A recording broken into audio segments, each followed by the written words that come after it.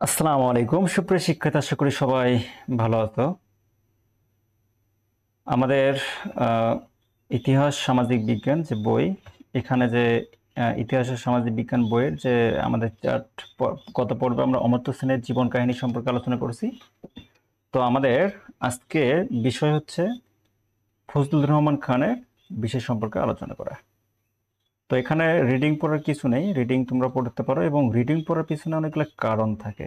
তো রিডিং পড়লে আমাদের আহ, এখানে যে রিডিং আছে পড়াগুলো, সেগুলো আমাদের জন্য প্রয়োজনীয় অনেক। তো এখানে বিখ্যাত ব্যক্তিগুলোর নাম দেওয়া আছে, যেমন কমরেড মণি সিংহ, ইনি একজন বিখ্যাত ব্যক্তি, এবং ইলা মিত্র, ইনি একজন বিখ্যাত ব্যক্তি। বাংলাদেশের বিভিন্ন কাজে এদের অনেক অবদান রয়েছে। তো এদের বিষয়ে আমাদের আজকে পড়াশোনা। তো আরেকজন বিখ্যাত ব্যক্তি, ইনি হচ্ছেন ফজলুর রহমান খান, ডক্টর ফজলুর রহমান খান। তো এখানে শহীদ আলতাফ মাহমুদ, যিনি ভাষা শহীদের গান অনেক লিখেছেন।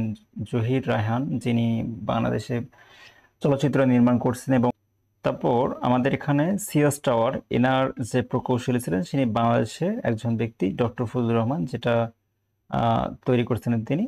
তো সেই সম্পর্কে আমাদের আজকের পড়াশোনা। তো ফজলুর রহমান সম্পর্কে আমাদের একটা কাজ দেওয়া আছে অনুশীলনী 5-এর। এই কাজটা মূলত আমরা করব। এই কাজের মধ্যে চারটা বিষয় আমাদের বলছে, যে আত্মপরিচয়, তার পরিচয় সম্পর্কে, এবং সেই পরিচয়টা আমাদের চারটে প্রেক্ষাপট দেখাতে হবে। তো প্রথম প্রেক্ষাপট হচ্ছে রাজনৈতিক প্রেক্ষাপট আমাদের দেখাতে হবে, পারিবারিক প্রেক্ষাপট আমাদের দেখাতে হবে, তারপর বলছে যে ভৌগোলিক প্রেক্ষাপট আমাদের দেখাতে হবে, এবং সামাজিক ও সাংস্কৃতিক প্রেক্ষাপট আমাদের দেখাতে হবে। রাজনৈতিক প্রেক্ষাপট বলতে তিনি রাজনীতি কোন অংশে জড়িত ছিলেন কিনা, পারিবারিক তার পরিবার সম্পর্কে আলোচনা। ভৌগোলিক শব্দের অর্থ হলো তিনি অবস্থানগতভাবে কোথায় জন্মগ্রহণ করেন সেই সম্পর্কে। এবং সামাজিক ও সাংস্কৃতিক শব্দের অর্থ হলো তিনি কোনো শিল্পকলা বা এ বিষয়ে আসলে আলোচনা। তো দেখা যাক আমরা বিষয়টা আলোচনা করি। এটা আমাদের ক্লাস বড় হবে না, খুব ছোট হবে। তো আমাদের উদ্দেশ্য হচ্ছে তোমাদেরকে শেখানো, এবং আরেকটা উদ্দেশ্য তোমাদের সাহায্য করা। তো সে অনুপাতে আমাদের এই ভিডিওটা তৈরি। তো এখানে দেখো, রাজনৈতিক প্রেক্ষাপট বলতে আমরা বোঝাবো যে তিনি কোথায় রাজনৈতিক অঙ্গনে যুক্ত ছিলেন। তিনি বলছেন জাতীয়তাবাদী, বাংলাদেশের মুক্তিযুদ্ধের সমর্থক। তিনি জাতীয়বাদী ছিলেন এবং বাংলাদেশের মুক্তিযুদ্ধের সমর্থক ছিলেন। এবং কর্মকাণ্ড ছিল ওয়েলফেয়ার আপিল ফান্ড, বাংলাদেশের ডিফেন্স লীগের প্রতিষ্ঠাতা তিনি ছিলেন। ভূমিকা ছিল কোথায়? প্রবাসী বাঙালিদের স্বাধীনতার পক্ষে মুক্তিযুদ্ধে অংশগ্রহণে সংগঠিত করার ভূমিকা ছিলেন তিনি। পারিবারিক প্রেক্ষাপটটা কি দেখো, তার পিতার নাম ছিল আব্দুর রহমান খান, মাতা ছিলেন আয়েশা খাতুন, এবং স্ত্রী ছিলেন ডক্টর ফারহানা রহমান, এবং 3 সন্তান ছিল রাশেদা, রিফাত এবং সিফাত হতো।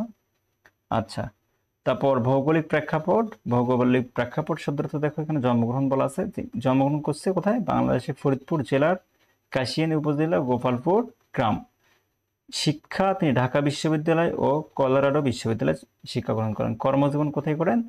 স্কিডমোর, ওভিলিংস অ্যান্ড মেরিল, অর্থাৎ SOM, শিকাগো, মার্কিন যুক্তরাষ্ট্রে তিনি কর্মজীবন শুরু করেন।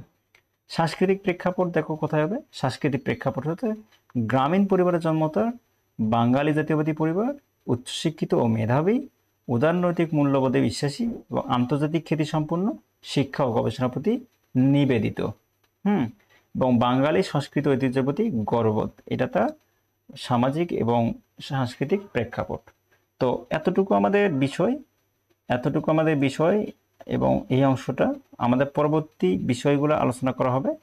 তোমরা আমাদের সঙ্গে থাকো, এবং যারা আমার চ্যানেলটা এখনো সাবস্ক্রাইব করোনি, সাবস্ক্রাইব করে দাও। পাশে থাকা যে বেল আইকনটি আছে, সেটা প্রেস করে দিয়ে অল করে দাও, আর যাতে আমার ভিডিওগুলো তোমাদের কাছে পৌঁছতে পারি এবং তোমাদের সাহায্যে এগিয়ে আসতে পারি। সবাই ভালো থেকো এবং সুস্থ থেকো। সবার সর্বাঙ্গীন কামনা করে, সুস্থতা কামনা করে এখানে বিদায় নিচ্ছি।